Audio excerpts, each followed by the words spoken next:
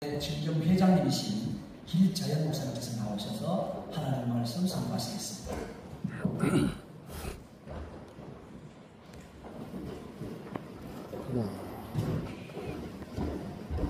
이스라엘의 위대한 지도자 여호수아가 죽었습니다.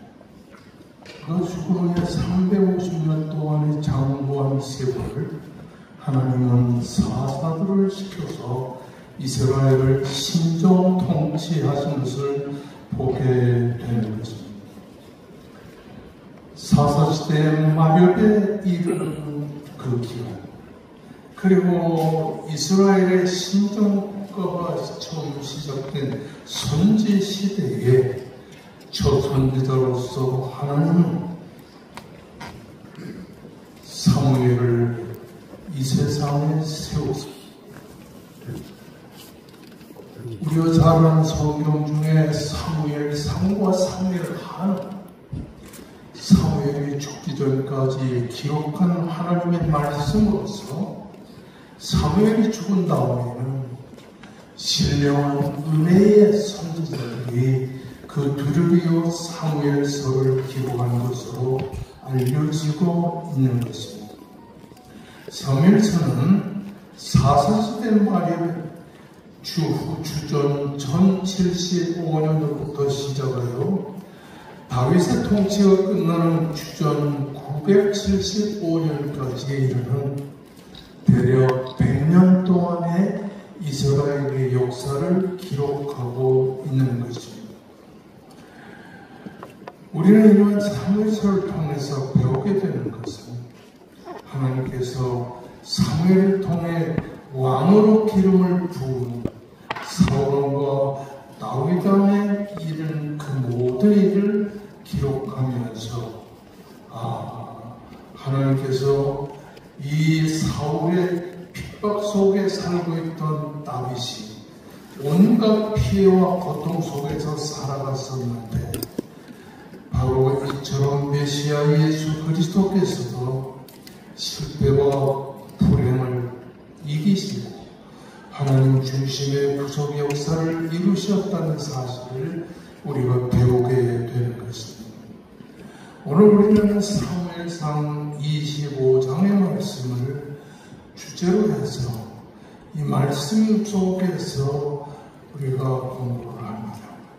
사무엘상 25장의 말씀은 이렇게 기록되고 있습니다.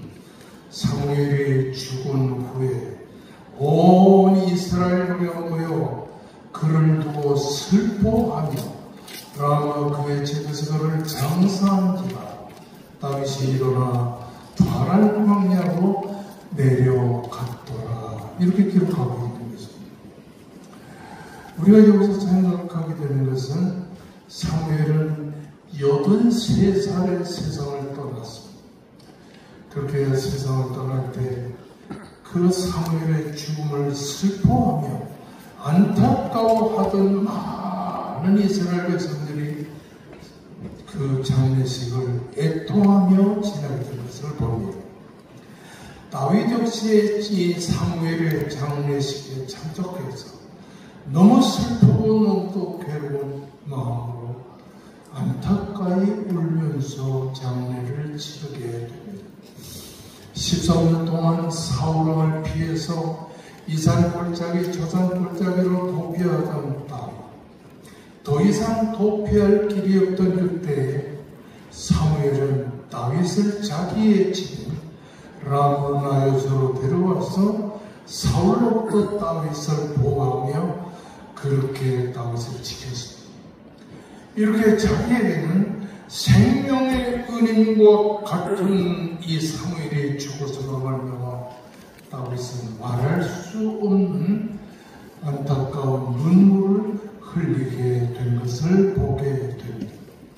사무엘의 장례를 마치고 다윗은 정말로 절망적인 환경 속에서 자신의 위로자요, 자신의 보호자요, 자신의 조력자였던 이 사무엘의 죽음을 눈물로 치세우면서 그는 사무엘의 장례식 이후에 사울왕을 피해서 도피의 생활을 하게 되는 것을 보게 됩니다. 사무엘 장례식 이후에 다윗의 나날은 도피에 나와서 노베서도 대하여 가도아기서를 그리고 아둘람을 거쳐서 헤레수프를 거치면서 다윗은 드디어 마온 광야로 도주하는 이런 신세 속에 살게 되었는데 600여 명의 자기를 따르는 군사를 먹여 살릴 길이 없었던 다윗은 참 안타깝게 어떻게 하면 내 신하들을 먹여 살릴까 그런 생각을 하고 있었는데 들리는 소문에 마온에 살고 있는 이 나발이라고 하는 사람이 나 거기서 살고 있다. 나발은 양이 3,000마리나 되고 염소가 1,500마리나 되고 이런 거부에 이르렀습니다. 그래서 이 나발이 이 마온 광야에서 살고 있으면서 그가 갈멜에서 양의 털을 깎고 있다는 소문을 듣고 10명의 군사를 보내어서 거기서 도움을 요청하게 됩니다. 그러나 이 나발은 모욕적인 언사로 다윗을 힐책합니다. 다윗이 누구며 이새의 아들이 누구냐? 요즘의 각기의 주인에게 억지로 떠나는 종이 많도다. 이 말을 듣고 다윗은 한마디로 분노하게 되었습니다. 400명의 군사를 거느리고 나발을 응징하기 위해서 다윗은 찾아가게 됐을 때 이 소문을 들은 나발의 부인인 아비가일이 급히 다윗을 찾아와 엎드려서 간절히 부탁을 합니다. 내 주여 원하건대 이 죄악을 나와 내게로 돌리시고 여종에게 주의 일을 말하게 하시고 여종의 말을 들으소서 하면서 간절히 부탁을 합니다. 그러면서 이 아비가일이 이런 말을 합니다. 여종이 내 주께로 가져온 이 예물을 내 주를 따르는 소년들에게 주시고 주의 여종의 허물을 용서하여 주시옵소서. 이러면서 아비가일은 마지막으로 다윗에게 간절히 기도합니다. 여호와께서 반드시 내 주를 위하여 든든한 집을 세우실 것이니이다. 여기서 아비가일이 다윗을 향해 든든한 집을 세울 것이라고 하는 말은 지금은 도피의 생활을 하고 있지만 장차 다윗의 왕권을 하나님께서 든든하게 세워주실 것이라고 하는 것을 지금 축복하고 있는 말씀인 것입니다. 그렇습니다. 다윗과 그의 후손들을 통해서 태어난 메시아의 왕국이 든든히 설 것을 지금 강조하고 있는 것. 누구나 든든한 가정을 세우기를 원합니다. 든든한 자녀들이 세워지기를 원합니다. 우리 목사님들은 든든한 자신의 목회하는 교회가 세워지기를 원합니다. 문제는 이 든든한 집이라는 것은 내가 세우는 것이 아니고 하나님께서 세우신 것이라고 하는 사실인 것입니다. 130여 년 동안의 종이시는 오늘의 일까지 세계적인 신학교로 든든히 세워진 걸 감사합니다. 오늘 본문 28절의 말씀을 보면 이렇게 기록되어 있습니다. 여호와께서 반드시 내 주를 위하여 든든한 집을 세우리. 든든한 교회, 든든한 신학교, 든든한 우리의 가정은 우리가 세우는 것이 아니라 하나님이 세우시는 것이라고 하는 사실입니다. 오늘 28절의 말씀을 보게 되면 이는 내 주께서 일어납니다. 여기서 이는 내 주께서 이는이라니 한마디로 접속사의 말씀인데 앞에 구절의 이유를 설명하는 말이에요. 든든한 집을 세우기 위해서는 이는 한마디로 하나님께서 이렇게 우리의 가정과 교회와 신학교와 또 한국, 대한민국 국가를 하나님이 든든히 세워주실 것이라는 사실을 보여주고 있는 것입니다. 오늘 이 본문에서 28절에 든든한 집을 세우시리니 이 말은 두 가지 이유입니다. 첫째는 여호와의 싸움을 싸우며 내 주께서 여호와의 싸움을 싸우시며 지금 다윗은 사울과 싸우고 있었지만 인간적인 싸움이 아니라 여호와의 싸움을 싸우는 성전의 주인공이었기 때문이라는 사실을 보여주고 있는 겁니다. 오늘 하나님께서 우리들의 교회와 우리들의 가정과 우리들의 신학교를 이 땅 위에 든든히 세우시는 것은 우리가 세상적인 싸움을 싸우는 것이 아니라 하나님의 신실한 영적인 전쟁, 마귀와의 싸움을 싸우기 때문이라는 사실입니다. 그 다음에 내 주의 일생에 내 주에게서 악한 일을 찾을 수 없으면 됩니다.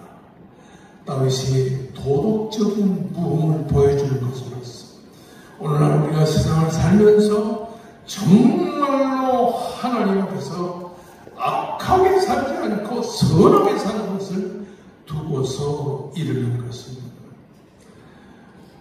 앞으로도 한국 교회와 우리들의 목양하는 우리들의 교회와 그리고 하나님이 세워주시는 우리의 가정은 정말로 하나님께서 든든하게 세워주실 줄로 믿습니다. 오늘 29절 말씀에 보면 내 주의 생명, 내 주의 하나님 여호와와 함께 생명사계 속에 쌓아주실 것이다. 우리는 약속에서 겨우 벗어나는 나라. 북으로는 북한이 있고 또 이 러시아가 있고 서쪽으로는 중국이 있고 남쪽으로는 일본. 수백 년 동안 우리는 이러한 국제정세 속에서 살아갑니다. 그래서 항상 전쟁에 대한 이런 문제에 시달리고 있는 것입니다. 오늘 이 본문의 말씀을 이렇게 말합니다. 내 주의 하나님 여호와와 함께 생명사계 속에 쌓였을 것이다. 하나님은 이 나라를 하나님의 생명사계 속에 쌓아주실 것입니다. 우리의 교회와 우리의 신학과 우리의 가정을 하나님이 선하게 생명사계 속에 쌓아주실 것이라는 사실인 것입니다.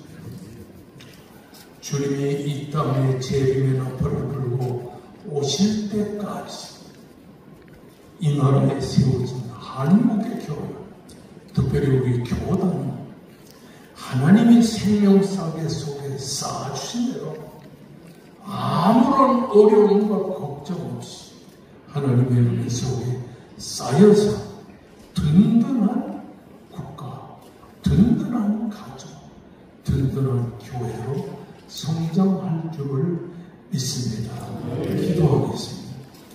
전능하신 하나님 아버지, 은혜와 사랑을 감사합니다.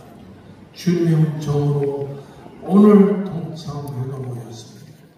일치만 모든 일을 지켜주시고 하나님의 사용하는 목사님들을 통하여 크게 번영되도록 인도하여 주옵소서.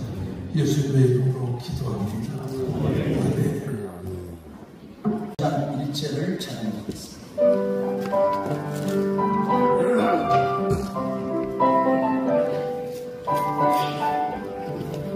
나의 영원하시리라 생명하리라 나의 말을 기다려 나와도 행하소서 주께로 가리 주께로